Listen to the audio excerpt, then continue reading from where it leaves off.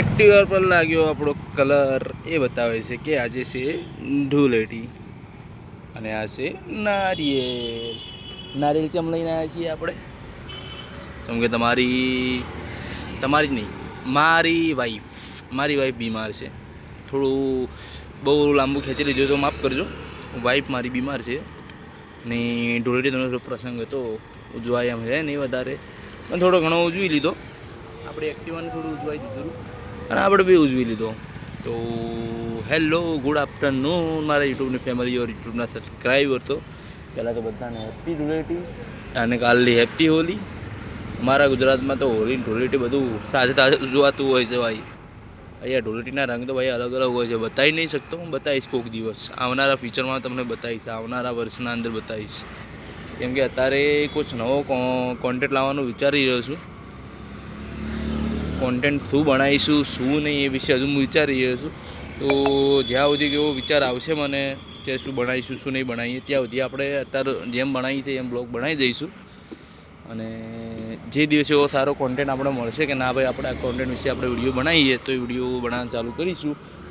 ત્યાં સુધી આપણે જે રીતે બનાવીએ છીએ એ રીતે વિડીયો બનાવીશું. તો આજના વિડીયોમાં આપણે એક કહીશું, એક સંબોધન, એક શીર્ષક રહેશે કે તમારી વાઈફ ગમે તેટલી બીમાર હોય ને તો સારા સંભાળ રાખી દેજો. તમને બોલશે, લડશે, પણ ગમે તેવું એ જ આપણું લાઈફ માટર છે અને એ જ આપણું છેલ્લે સેવા કરશે. તો જેટલી બને એટલી એને સેવા કરી લેજો. અને બીજી છોકરીઓ બાજુ જોતા હોય તો જોવાનું બંધ કરી દેજો. કેમ કે એ બી કોઈકની વાઈફ હોઈ શકે, એ કોઈકની જીએફ હોઈ શકે. તમારે વાઈફ છે તો તમે તમારી વાઈફ બાજુ જુઓ, બીજાની વાઈફ બાજુ જોવાનું શું આવે છે ભાઈ?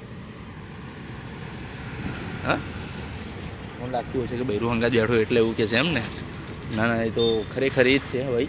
કોકના બૈરા બાજુ ના જોવાય. જોવું તો ખાલી એક બે પકડી જોઈ લેવાનું. જોવું હોય તો એક બે ઘડી જોઈ લેવાનું, વધારે નહીં જોવાનું.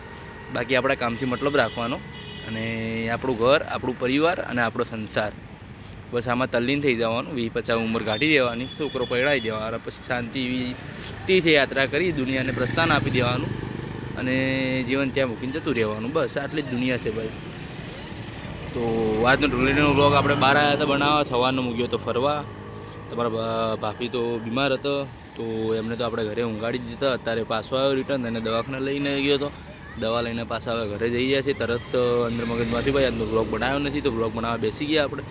બ્લોગ બનાવીએ છીએ, 2 મિનિટનો બ્લોગ થઈ ગયો છે. હવે 3 મિનિટ સુધી બ્લોગ બનાવીએ છીએ, વધારે બ્લોગ નહીં બનાવીએ. કેમ કે આપણે બ્લોગની શરૂઆત કરી હતી ત્યારથી જ આપણે કહીએ છીએ કે આપણે સબસ્ક્રાઈબર મળતા નથી. જ્યાં સબસ્ક્રાઈબર મળશે ત્યાં આપણે સારો એવો બ્લોગ બનાવવાનું ચાલુ કરીશ અને મેં ટ્રાય કર્યો એવો સારો કોન્ટેન્ટ શોધીશ હું અને કંઈક વિચારીશ કે અલગ રીતનું બનાવવાનું. તો ત્યાર સુધી આપણે આજનો બ્લોગ આપણે સમાપ્ત કરીએ છીએ. ચલો મળીએ નવા બ્લોગમાં. અલવિદા, બાય મારા ભાઈઓ.